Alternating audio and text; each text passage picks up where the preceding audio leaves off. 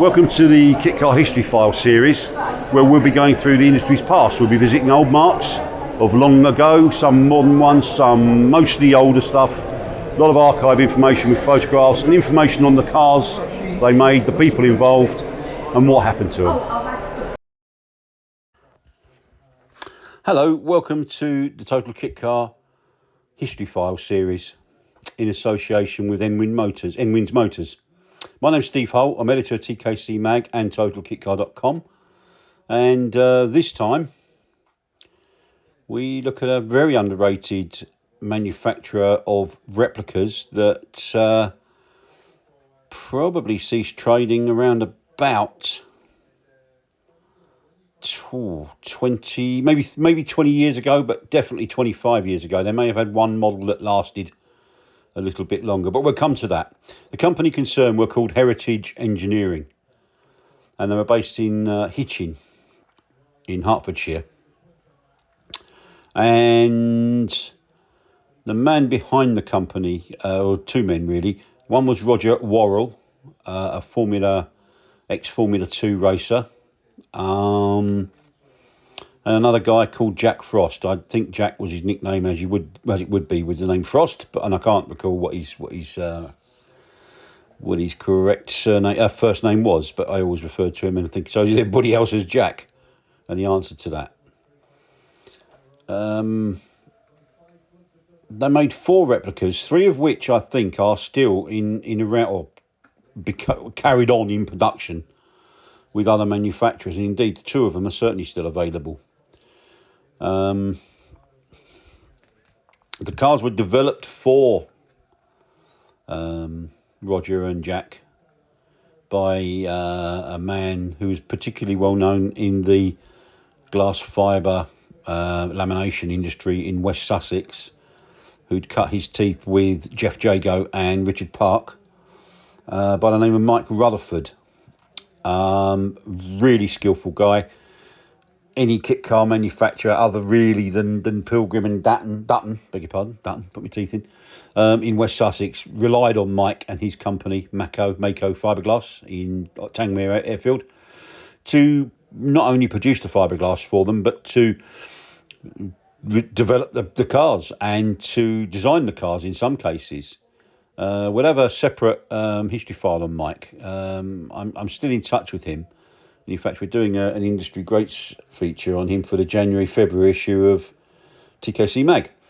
And it's been really good catching up with him in recent months. It's a bit of a monster feature of about 10,000 words, but it's a very, very self-effacing guy, very overly modest. In fact, when I did track him down, because he spends half his life these days in Italy and the other half in a lovely house in Horsham in West Sussex, he actually, his first thing was, "Are you talking about the right Mike Rutherfoord?" Trying to throw me off the scent, because he always liked to avoid publicity and such like. But anyway, one of his company's main jobs, a very important job, was in the late 80s. They began working under commission for Heritage.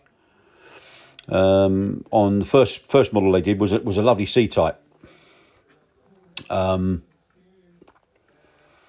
The genius that is Aubrey Finborough had done an aluminium body for them, but he hadn't really, so Mike told me, created a proper chassis for it.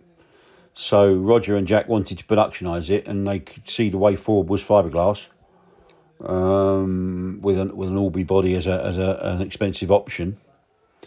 Indeed, Roger always referred to heritage work as being akin to bespoke tailoring, and I can see that.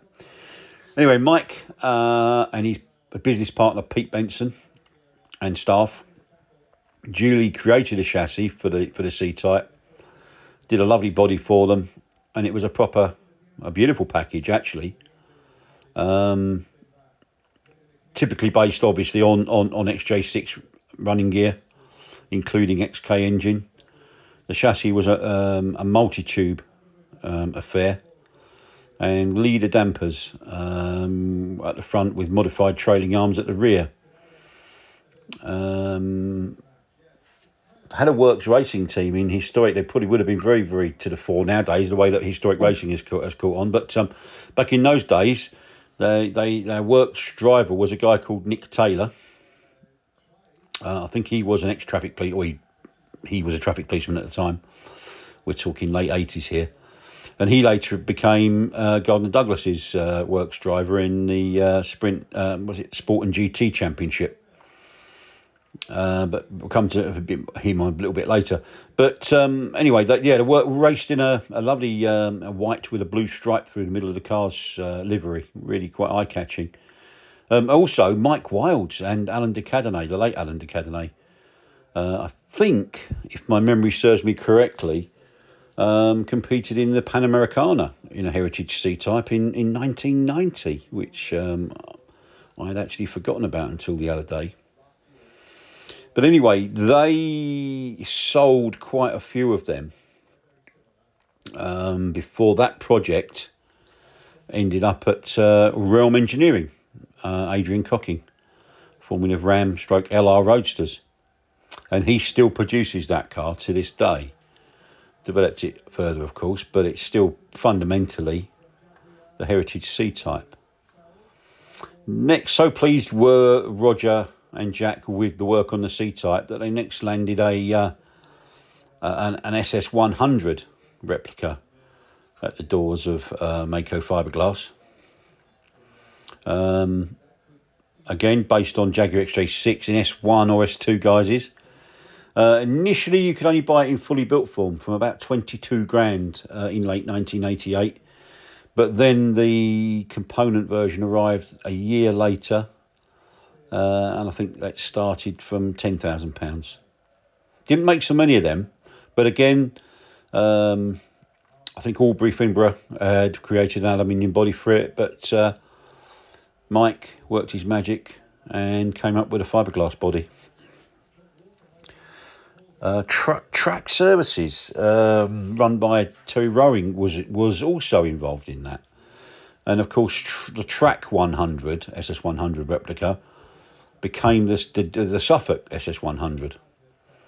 So something's telling me, and I never asked this question, it only occurred to me the other day, I've never actually asked the question whether the Heritage product became the Track that became the Suffolk.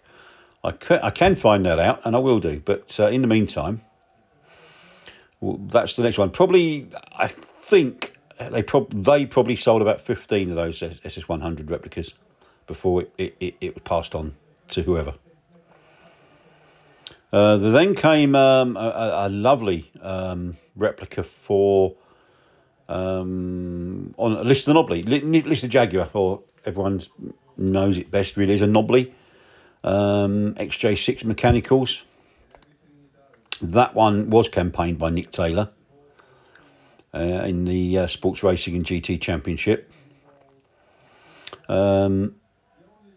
Heritage decided when or while Mike Rutherfoord was developing the car for them to check with Brian Lister at Lister Engineering, Lister Cars, to make sure it was okay for them to do so. He turned them down, which upset them greatly, but not probably as upset as Brian Lister would be if they had have asked him.